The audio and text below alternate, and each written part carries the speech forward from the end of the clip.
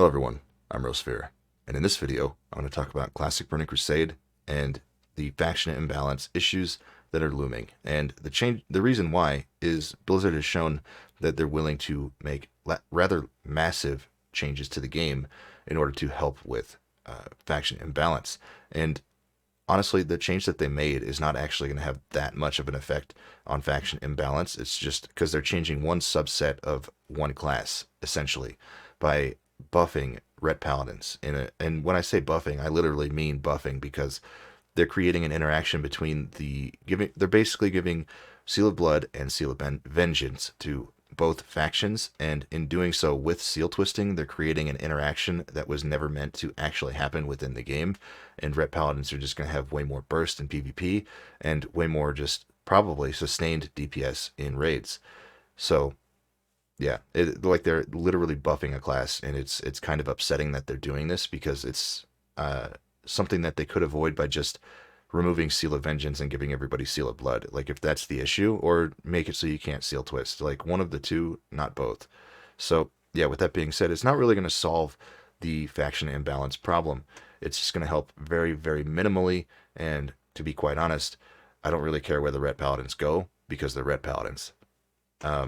So yeah, the real issue is with faction imbalance is caused by PvP with just faction racials, right? Like the Horde just obviously have better PvP racials with like the Orc Stun Resist, the Blood Elf Silence, and the Undead Fear Immunity, right? Like, or Fear Resist, or not Fear Resist, Fear Trinket with Will of the Forsaken. So like those are just very obvious things that make them quite stronger in PvP as a result. And like the people are going to switch for that. Like I know that people are switching for that. They're not switching for Seal of Blood. Like that's just ridiculous to think that that's what's causing it. It's part of it, but it's a very small factor because honestly, like I said, again, I don't care where the ret paladins go. They're ret paladins. Like they're not good. It doesn't matter how good you make them. I'm not bringing a ret paladin. So yeah, with that being said, faction racials are the real issue here. So there's one simple problem, or one simple thing that Blizzard could solve that wouldn't bring any changes to the game outside. Well, I guess it's one kind of small slash major change. I don't know how to put it, but it's the smallest change that they could make to basically solve this entire issue. And that is make racials not usable in Arena. If you can't use them in Arena, you can't use them in ranked PvP, then they no longer have an effect because basically they're being used for Arena. Like it's specifically so that people can get higher rating in Arena. Like that's the whole reason for it. That's it, just period. That's the whole thing. So that's not really fun, and it's not as interesting to talk about because honestly it's a really simple solution, and it probably would solve most of the issue. But if you want to solve the problem in a more interesting and fun way, and Blizzard again has shown that they're willing to make changes, large changes to the game, even buffing a class in order to help with the faction imbalance, well, let's talk about what they could be doing, or what they could do to some racials on the Alliance side. And this is something that a friend of mine and I kind of brainstormed and just came up with in about 10 minutes. These are not obviously like going to be super balanced. There'd definitely be unintended interactions and stuff like that would come from these. So yeah, with that being said, this is just kind of a fun thought experiment to see what kind of changes they could make to the racials to make them more fun. And if you can think of some changes also that could make the racials more fun, go ahead and post those in the comments. But with that being said, something they could do, for example, to Night Elf, they could make it so that the Shadow Meld, because it's a very niche right now, like it's very niche and unique situations that it actually comes in handy in.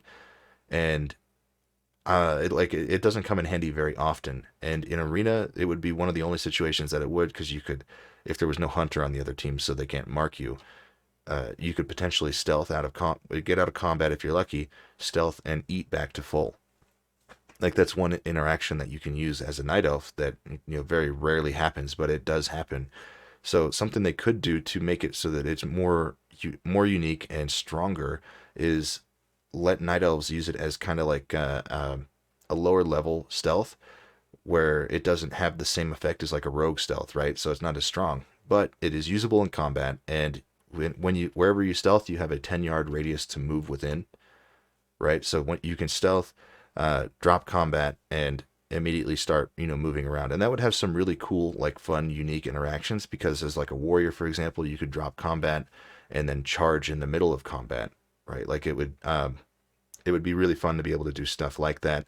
I don't know what rogues would use it for, but honestly, if you're playing a Night Elf rogue, you're kind of dumb. Uh, yeah, so there's a bunch of interactions like that. Hunters could use it and all this other stuff. Like there's all kinds of fun little things and unique situations, and it would make it much stronger in arena. Now, it would also like I said, have unintended consequences. Another change would be just make Dwarf Stone Form instead of a 30-minute cooldown, make it like 5 minutes. Uh, I don't know, it might be too strong. Uh, it's hard to balance that one because it's crazy as it is. So yeah, make reduce the cooldown on Dwarf Stone Form. I don't think that the Gnome Escape Artist needs any changes. And then there's the human racial. It's kind of shitty right now, but in Wrath of the Lich King, humans do get one of the best racials that was ever put in the game. They could just bring the Wrath of the Lich King racial into TBC and give humans the every man for himself version that has a 2-minute cooldown, which is essentially just a PvP trinket. So that would help a lot because then it would basically equal out with the Will of the Forsaken.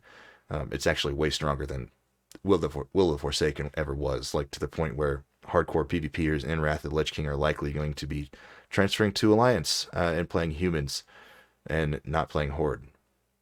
So yeah, they could do something like that, or if that seems too strong and people don't want that in Classic Burning Crusade, which I completely understand, for the same reason as why I don't want both Paladins having both seals and being able to seal twist those together, because it creates an interaction that was completely unintended within the game. It's just really strong. It was too strong even for Wrath of the Lich King. So yeah, something they could do with the current racial, which I forget the name of, but it allows you to see, it gives you greater stealth detection, so you can see stealth targets further away, which is kind of okay, but the stealth detection isn't that strong. Something they could do is give give them the ability to basically see through all stealth within 40 yards, right? Not just like greater stealth ability, like to see through, just know you can just flat out see rogues or druids within 40 yards. Something that's just really strong on the active, or just don't even increase the stealth detection at all and just give it to humans permanently as a passive, right? Like, and that's their racial. They just have greater stealth detection, period. So stuff like that, could be fun to change for Alliance, I should say. And again, part of the reason why I think that they should buff rather than nerf, because honestly, like removing all arena or all faction racials from arena and making it so that you can't use them inside of arena, that's less fun because that's more of a nerf, and nerfs, in my opinion, are never good. It's always better to buff everybody else and bring them up to the level of the current, like, highest class, right? Unless that current highest class is just so broken that it really needs a nerf. There's reasons for nerfs, but small imbalances as far as like, DPS output and stuff like that is never a good reason to nerf one class. It's better to buff the rest of them because it feels better to bring everyone up and instead of pushing one person down, right? It's like a bunch of crabs in a bucket trying to get out, and all the crabs down, one crab's like getting ready to get out of the bucket and it's like getting really close, and all the other crabs pull him back down to make sure that he can't get out of the bucket, because they're trying to get out of the bucket too, and they won't let anybody else get out of the bucket, right? Like, that's not a joke. It's a stupid analogy, but yeah. It creates a negative gameplay loop, or not a gameplay loop, a negative reinforcement loop, I should say, within the player base. And it's really toxic because when somebody's overpowered, you have the rest of everybody else wishing for that person to get nerfed. The best example I can think of is just classic World of Warcraft with warriors.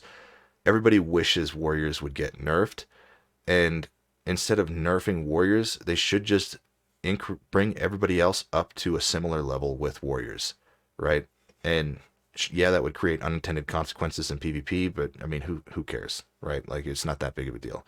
So if you bring everybody else up to the level of warrior, without nerfing warriors, it becomes more fun for everybody else, and if you nerf warriors, for example, then everybody else is really happy and warriors are upset. So you have people happy that people are upset, right? That's the negative and toxic like feedback loop that you get from nerfing people, because people get happy that other people are upset, and that's not a good environment to be within. So it creates a more positive community to just not nerf people as much as possible. And obviously, like if they buffed everybody else up to warriors, everything would be dying like instantly, so you would have to buff the bosses. And I mean, that's not a problem either.